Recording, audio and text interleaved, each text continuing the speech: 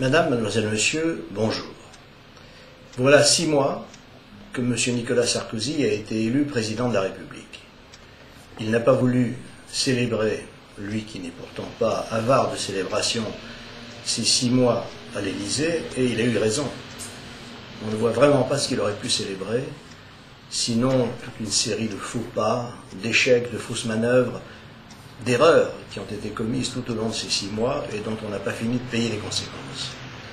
Qu'il s'agisse des retraites, où on prétend guérir tous les maux de notre système avec la modification des régimes spéciaux, notamment ceux de la SNCF, alors que ceux-ci ne représentent même pas 5% de l'encours général des retraites, qu'il s'agisse de ce fameux recours au service minimum que l'on nous a promis 3 heures le matin, rappelez-vous, 3 heures le soir, et dont on n'a évidemment pas vu la couleur ni au cours de la première grève des transports publics de ce septennat, ni vraisemblablement, et même sûrement au cours des prochaines, car toute mesure ne prendra effet qu'à partir du 1er janvier 2008 et n'aura en toute hypothèse pas de conséquences en ce qui concerne le service public lui-même. Il suffira simplement d'aviser les usagers que l'on fait grève, ce dont ne se priveront évidemment pas les intéressés.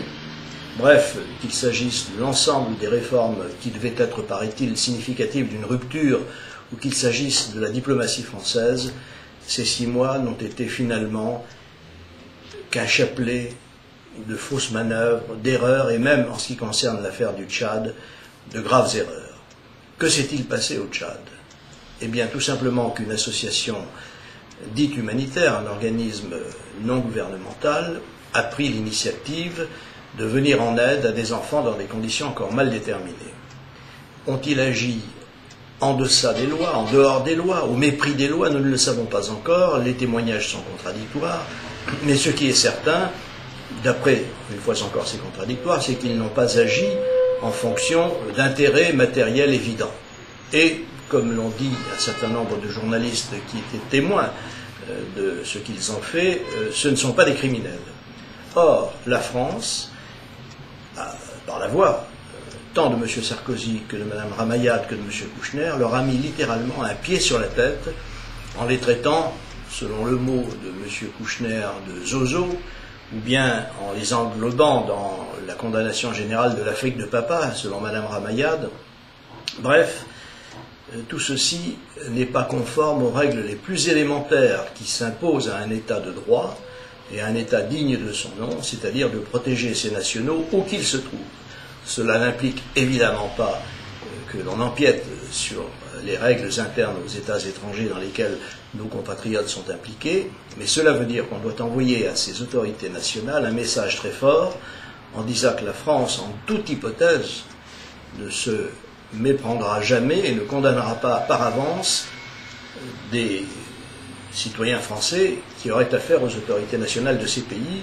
Or, dans cette affaire, nous avons assisté à un extraordinaire déploiement, une fois encore, médiatique et politicien, car il s'agissait là encore de préparer une autre opération dite humanitaire dans le cadre de l'union entre la France et l'Europe visant à déployer une force d'intervention au Darfour, entre le Darfour et le Tchad. Nous avons assisté, une fois encore, à un déplacement de M. Sarkozy qui est allé, chose extraordinaire, accepter le tri des otages. Nous avons là-bas des otages, il n'y a pas d'autre mot à prononcer.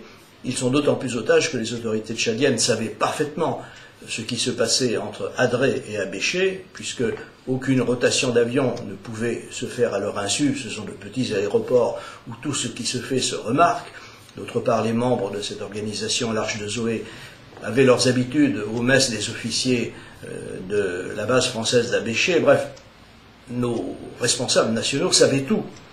Or voilà tout d'un coup que M. Sarkozy accepte d'aller au Tchad pour récupérer 3 journalistes et 4 hôtesses espagnoles, laissant sur place 3 membres de l'équipage, 3 autres membres de l'équipage espagnol, c'est-à-dire le pilote, le copilote et un steward, alors même qu'ils étaient là dans le cadre d'une assistance commerciale et qu'ils n'étaient en rien liés aux actions de l'organisation l'Arche de Zoé, et les membres eux-mêmes de l'Arche de Zoé, c'est-à-dire 6 personnes.